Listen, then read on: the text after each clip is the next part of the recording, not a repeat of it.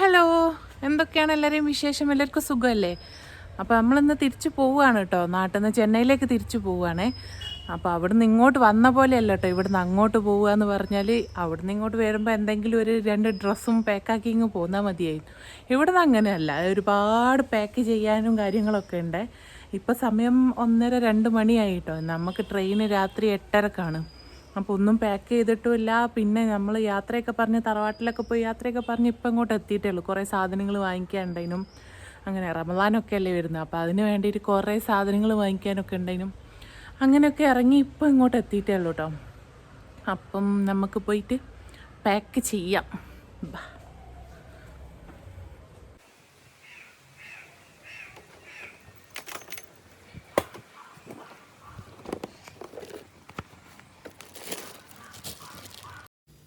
ഈ കണ്ട സാധനങ്ങൾ മൊത്തം നമുക്ക് ഇവിടുന്ന് കൊണ്ടുപോകാനുള്ളതാണ് ഗൈസ്. ഈ നോമ്പല്ലേ വരുന്നത്, അതുകൊണ്ട് കുറച്ച് അരിപ്പൊടി, തേങ്ങ, പിന്നെ നമ്മളെ വെളിച്ചെണ്ണ മസ്റ്റാണല്ലോ. പിന്നെ നമ്മൾ ഉണ്ടാക്കി വെച്ച കുരുമുളക് അതെന്തായാലും എടുക്കണമല്ലോ, അതും.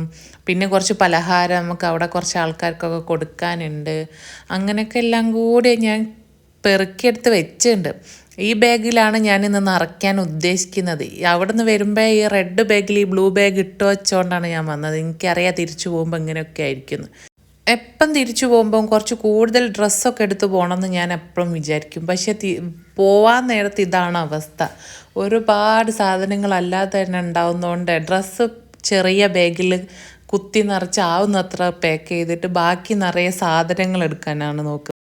അതിൻ്റെ ഇടയ്ക്ക് ഉമ്മ കേക്കൊക്കെ ഉണ്ടാക്കിയിട്ടുണ്ട് മരുമോനക്ക് കൊടുക്കാൻ വേണ്ടിയിട്ട്. സാധാരണ ബീഫൊക്കെ അതിനുണ്ടാക്കല്. ഇന്നിപ്പം എന്തൊക്കെയോ തിരക്കുകൾ വന്നുകൊണ്ട് കേക്കിൽ അങ്ങോട്ട് ഒതുക്കി. ഏതായാലും ഇത് പൊടിയാണ്ട് അവിടെ എത്തിക്കാനുള്ളൊരു പെടാപ്പാടാണ് ഞാനിപ്പോൾ പെട്ടുകൊണ്ടിരിക്കുന്നത്. എൻ്റെ വീട്ടിലെ മെയിൻ പാക്കിങ്കാരൻ എൻ്റെ വാപ്പയാണ് കേട്ടോ. വാപ്പ കുറേ വർഷത്തെ പ്രവാസി ആയതുകൊണ്ട് എല്ലാം പാക്ക് ചെയ്യാൻ നല്ല പോലെ അറിയാം. ഞങ്ങളെ വീട്ടിൽ ആരെവിടെ പോവുകയാണെങ്കിലും പാക്ക് ചെയ്ത് കൊടുക്കുന്ന വാപ്പയാണേ.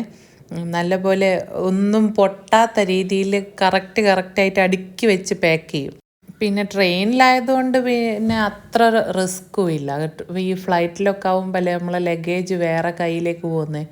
ട്രെയിനിലാകുമ്പോൾ നമ്മളെ ആ സീറ്റിൻ്റെ അടിയിലേക്ക് എത്തിക്കുന്നൊരു പാടല്ലേ ഉള്ളൂ. അവിടെ എത്തിക്കഴിഞ്ഞാൽ പിന്നെ അത് സേഫായിട്ട് അവിടെ നിന്നോളുമല്ലോ. ഈ ഒരുവിധം സാധനങ്ങളൊക്കെ ഈ അരിപ്പൊടി ഒഴിച്ച് ബാക്കി എല്ലാ സാധനങ്ങളും അവിടെ കിട്ടുന്നതൊക്കെ തന്നെയാണ് കേട്ടോ. കുറച്ച് നടക്കണമെന്നേ ഉള്ളൂ, എന്നാലും എല്ലാം നമുക്ക് അവിടെ തന്നെ അടുത്തടുത്ത കടകളിലൊക്കെ ആയിട്ട് കിട്ടും. പക്ഷെ എന്നാലും ഇതാണല്ലോ അതിൻ്റെ ഒരു ഏത് അതന്നെ. അതുകൊണ്ട് ഞാൻ എല്ലാ സാധനങ്ങളും വാങ്ങിച്ചിട്ടേ ഇവിടുന്ന് പോകും. ഈ കിച്ചൺ റാക്ക് ഞാൻ അവിടെ കുറേ തപ്പി നടന്നിട്ട് എനിക്ക് കിട്ടാത്തൊരു സാധനമാണ്. അതുകൊണ്ട് തന്നെ ഞാൻ ഇവിടുന്ന് വാങ്ങിച്ചിട്ട് പോകാമെന്ന് വിചാരിച്ച്. ഇങ്ങോട്ടേക്ക് വരുമ്പം തന്നെ ഞാൻ ആദ്യം മനസ്സിൽ വിചാരിച്ച ഇത് വാങ്ങിച്ച് പോകണമെന്നാണ്. പക്ഷേ ഇപ്പം നോക്കുമ്പം 2 ബാഗും ഉണ്ട്. പിന്നെ ഇതാണെങ്കിൽ ബാഗിൽ കൊള്ളുന്നുമില്ല. ഇനിയിപ്പോൾ ഇതും പിടിച്ചുകൊണ്ട് എങ്ങനെയാണ് പോകുന്നതെന്നറിയില്ല. പാക്കിംഗ് ഒക്കെ പെട്ടെന്ന് കഴിഞ്ഞിട്ടോ. ഇനി നമുക്ക് അത്ര ടൈമില്ല. ഇവിടുന്ന് കുറച്ച് നേരത്തെ 1 മണിക്കൂർ നേരത്തെ ഇറങ്ങിയാലേ അവിടെ റെയിൽവേ സ്റ്റേഷനിലെത്തും. അപ്പോൾ പിന്നെ ബ്ലോക്കൊക്കെ ഉണ്ടെങ്കിലും ബുദ്ധിമുട്ടല്ലേ. നമ്മൾ കുളിച്ചൊക്കെ സെറ്റ് ചെയ്ത് നിൽക്കുകയാണ്. ഇനിയിപ്പം കുറച്ച് പരിപാടികൾ, ഡ്രസ്സൊക്കെ ഒന്ന് ചേഞ്ച് ചെയ്യണം. അങ്ങനത്തെ കുറച്ച് പരിപാടികൾ കൂടിയാണ്. അതിൻ്റെ മുൻപേ ആയിട്ട് നമുക്ക് കുറച്ച് യാത്ര പറച്ചിലൊക്കെ ഉണ്ട്. അങ്ങനെ പോയിട്ട് വരാം. അങ്ങനെ നമ്മൾ റെഡിയായി ഗൈസ്. ബാഗൊക്കെ പാക്ക് ചെയ്ത് ഇറങ്ങി കേട്ടോ. വീട്ടിലെല്ലാവരോടും യാത്രയൊക്കെ പറഞ്ഞ് നമ്മൾ പോവുകയാണേ. ഞങ്ങൾ വിചാരിച്ചതിലും കുറച്ച് ഞങ്ങൾ നേരം വൈകി. ട്രെയിൻ മിസ്സാവുമോ എന്നുള്ളൊരു ടെൻഷനിൽ എങ്ങനെയൊക്കെയോ ഞങ്ങൾ ഓടിപ്പാഞ്ഞ് എത്തിയതാണ് കേട്ടോ. എന്തായാലും ട്രെയിന് കറക്റ്റ് സമയത്ത് തന്നെ ഞങ്ങൾ അവിടെ എത്തി. ട്രെയിനിൽ കയറിയതും ഞാൻ വേഗം ഫുഡ് കഴിച്ചു. ഉമ്മ എനിക്ക് ഫുഡൊക്കെ പാക്കാക്കി തന്നായിരുന്നു. ചപ്പാത്തിയും ചിക്കൻ കറിയും ചിക്കൻ വറുത്തതും ഒക്കെ ഉണ്ടായിനെ. അങ്ങനെ പെട്ടെന്ന് തന്നെ ഞാൻ ഫുഡൊക്കെ കഴിച്ചു. കാരണം നമ്മൾ ട്രെയിനിൽ കയറി കുറച്ചൊന്ന് സെറ്റായപ്പോൾ സീറ്റിലൊക്കെ ഇരുന്നൊന്ന് സെറ്റായപ്പോഴേക്കും 9 മണിയായല്ലോ. പിന്നെ ഇനിയിപ്പോൾ ലേറ്റ് ആക്കണ്ടല്ലോ എന്ന് വിചാരിച്ച് പെട്ടെന്ന് തന്നെ ഫുഡൊക്കെ കഴിച്ച്. നമ്മൾ ഇങ്ങോട്ട് വരുമ്പം നല്ല ചിപ്സും അതും ഇതുമൊക്കെ ആയിട്ടാണ് കയറിയത്. പക്ഷെ അങ്ങോട്ട് പോകുമ്പം ഫുൾ ഹെൽത്തിയാണ് ഗൈസ്. വീട്ടിലുണ്ടാക്കിയ ചപ്പാത്തിയും കാരക്കയൊക്കെയാണ് സ്നാക്കിങ്ങിന് ഉണ്ടായിരുന്നത്. ഇതായിരുന്നു കുറച്ച് ബുദ്ധിമുട്ട്. നമ്മളെ ഡോറിൻ്റെ അടുത്തായിരുന്നു സീറ്റ്. അപ്പം എന്നാലും ഞാൻ പെട്ടെന്ന് തന്നെ ഉറങ്ങി. രാവിലെ അവിടെ എത്തുമല്ലോ.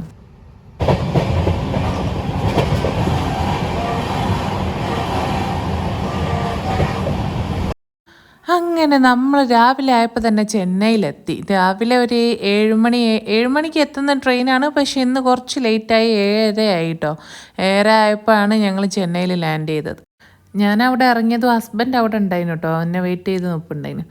അപ്പോൾ പിന്നെ ഇനിയൊന്നും കാത്തൊന്നും നിൽക്കണ്ടല്ലോ, അതുകൊണ്ട് തന്നെ ഞങ്ങൾ വേഗം റൂമിലേക്ക് പോയി. നല്ല ക്ഷീണം ഉണ്ടായിരുന്നു കേട്ടോ. ഇന്നലെ വിചാരിച്ച പോലെ ഉറങ്ങാനൊന്നും പറ്റിയില്ല, കാരണം നമ്മൾ ആ ഡോറിൻ്റെ അടുത്തുള്ള സീറ്റായതുകൊണ്ടേ ബുദ്ധിമുട്ടായിരുന്നു. അങ്ങനെ നമ്മൾ തിരിച്ചെത്തി, ചെന്നൈയിലേക്ക് തന്നെ തിരിച്ചെത്തി. നമ്മളെ 10 ദിവസത്തെ വെക്കേഷനൊക്കെ ശേഷം നമ്മൾ രണഭൂമിയിൽ ലാൻഡ് ചെയ്ത് ഇനിയിപ്പോൾ എന്താ, ഒരു ഉറക്കമൊക്കെ കഴിഞ്ഞ് ഞാനിങ്ങനെ എണീറ്റ് വന്നതാണ് കേട്ടോ. ഇനി ഒരുപാട് പണികൾ ചെയ്ത് തീർക്കാനുണ്ട്. ഇവിടെ ഒറ്റയ്ക്ക് ഇതുവരെ താമസിച്ച ആളെ ഓരോരോ പരിപാടികൾ ഒപ്പിച്ച് വെച്ചതൊക്കെ ഇനി ക്ലീൻ ചെയ്യാനൊക്കെ ഉണ്ട്. അതിൻ്റെ ബേക്കിൽ കണ്ടില്ലേ, ഇതൊക്കെ ഞാൻ കൊണ്ടുവന്ന സാധനങ്ങൾ എൻ്റെ മൂപ്പർക്ക് വേണ്ടതൊക്കെ എടുത്ത് ബാക്കി അതാ അവിടെ അങ്ങനെ ഇട്ടയച്ചതാണ്. ഇനി ഇതൊക്കെ ഒന്ന് സെറ്റ് ചെയ്ത് വെക്കണം. കുറേ പണികളുണ്ട് ഇനി. അപ്പം ഓക്കെ, ഇനി നമുക്ക് അടുത്ത വീഡിയോയിൽ കാണാം കേട്ടോ. Okay, by.